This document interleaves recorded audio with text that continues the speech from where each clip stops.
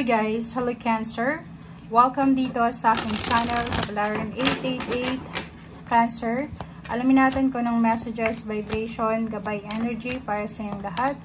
The general reading, so pwede kang makaresonate. Gamitin mo ang iyong intuition sa panunood. Okay Cancer, first card natin is number 40, which is number 4.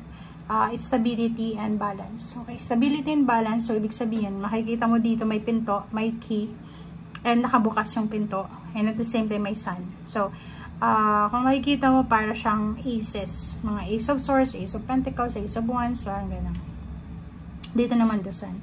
Destiny. So, may nakadestin na posible. May nakatadhana na posibleng mangyari sa'yo sa buwan na to, last week of October. May mga pinto ng pag-asa, pinto ng happiness, ng prosperity, ng abundance, or may pinto ng kaligayahan ang posibleng magbubukas para sa'yo. Gateway of happiness, opening of gateways, parang ganun. And yung key dyan, sinasabi ng barahan na mahahawakan mo yung susi para mabuksan yung mga opportunities na to. Like for example, yung pagiging masipag mo Cancer, kung ano man to na plano mo, ay posibleng nakikita mo sa last 2 weeks ng October na medyo nag-illuminate na siya.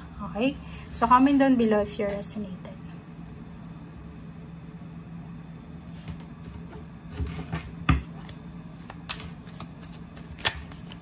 Okay.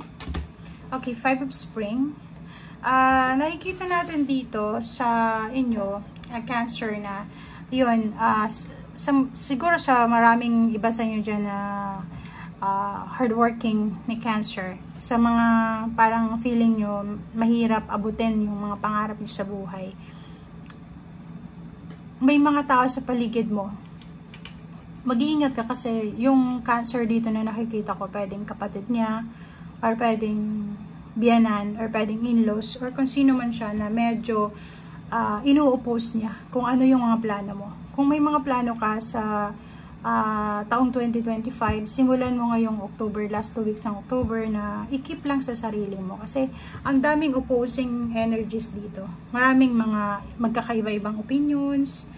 So, pwedeng yung plano mo ay hindi mo matuloy kasi pwedeng may mga taong kinokontra ka, or may mga taong ini-evil eye yung plano mo. Okay? And nakikita din natin dito na dahil sa opportunities na to na magbubukas sa'yo, or etong mga new beginnings na to, may mga tao din na maiinggit, may mga lihim na inggit sila na posibleng maramdaman dahil sa blessings and prosperity na matatamasa mo. Okay. First card sa third deck natin is Hermit. Yung mga actions mo, nakikita ko sa'yo dito, masyado kang ambitious, okay? Ambisyoso naman talaga, ambisyosa yung lahat ng zodiac signs, hindi lang yung Cancer. Pero sa last 2 weeks ng October, mas magiging ambitious ka. Mas parang yung confidence level mo ay magiging sobrang lakas. And then, nakikita ko sa'yo dito na pag-isipan mong mabuti yung mga decision making mo, lalo na tungkol sa pera. Kasi, yun, diba? Kasi diba, para hindi ka magkamali. Ito talaga is Page of Swords and 5 of Spring. Pareho lang sila. Na maraming nakatingin sa'yo. So, kung makikita mo dito, hinahanap mo yung liwanag. Hinahanap mo yung clarity. Naghahanap ka ng solusyon kung paano mo maayos yung iyong financial, maayos mo yung relationship mo Cancer. And may isang tao dito, or pwedeng kapatid to ng asawa mo, biyanan mo, na posibleng nakatingin sa'yo, tinitingnan niya lahat ng actions mo, ng movements mo, and hindi siya masaya sa kung ano man siya na actions mo.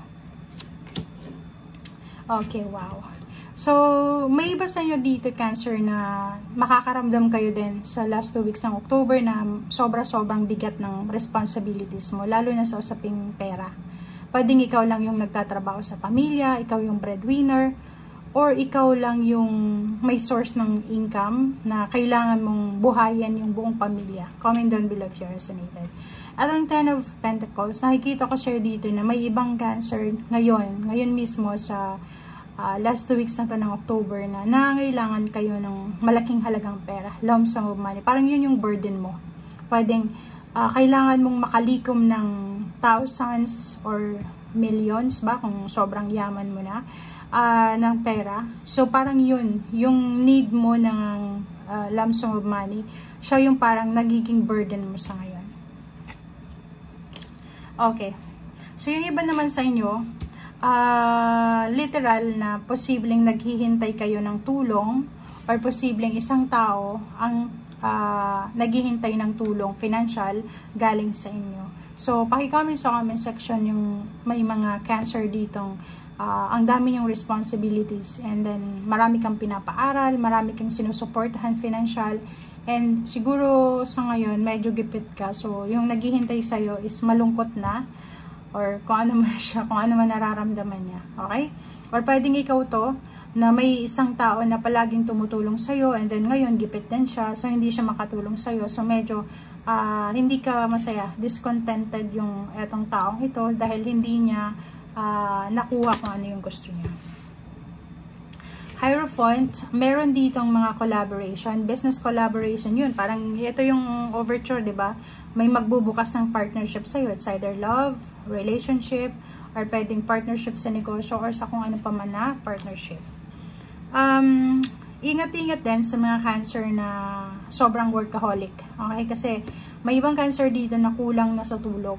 Parang nagtatrabaho sila, gumigising sila ng maaga, umuwi sila late na ng gabi, nagpa-part-time pa, nagpa-full-time pa, parang ganon. And may negosyo pa. Dahil sa kagustuhan nilang maka-accumulate na itong lump sum of money na to. So, ingat-ingat kayo dahil sa health nyo. Okay? Wheel of Fortune, sinasabi ng Barasa dito na may mga Cancer na masyadong nai-stress sa mga nangyayari sa paligid nila. May mga Cancer na masyadong natatagalan. May basta yun na natatagalan kayo kung kailan darating itong pag-ikot ng fortune. Kasi parang kung makikita mo, nandito ka sa Nine of Swords na parang yun yung focus sa ngayon. Pero isipin mo Cancer, hindi lang zodiac sign ng Cancer yung nakakaranas ng ganito. Lahat ng zodiac signs may pinagdadaanan sila. Okay? So kung ikaw ay naandyan, inip ka na umikot yung fortune para pumabor sa'yo, konting this pa. Konting-konti na lang. Okay? Okay. So dito, nakikita ko na may isang tao na it's either water sign, Pisces, Scorpio, same sign mo na mag-o-offer sa'yo ng Wheel of Fortune. So, kung sino man ang taong ito, siya ay posibleng boss mo, pwedeng siya ay mataas na posisyon sa trabaho, boss, or pwedeng politiko, mayor, kapitan, or kung sino man siya na pwedeng makatulong sa'yo. Okay? So, nakikita natin dito na may magbabago, or may mga tulong, may mga help na available sa paligid mo. And if ikaw naman yung may naghihintay sa yung tulong, maging careful ka, maging aware ka dahil pwedeng may naghihintay sa iyo ng tulong mo and hindi mo pa naibibigay. Malaking bagay itong Emperor na to. It's a fire sign energy. Pwedeng isang fire sign ang makakatulong sa iyo, lalo na sa problema mo financial, or pwedeng ikaw yung makakatulong sa isang fire sign, Leo, Aries, Sagittarius. Okay? Thank you guys and see you again. Bye!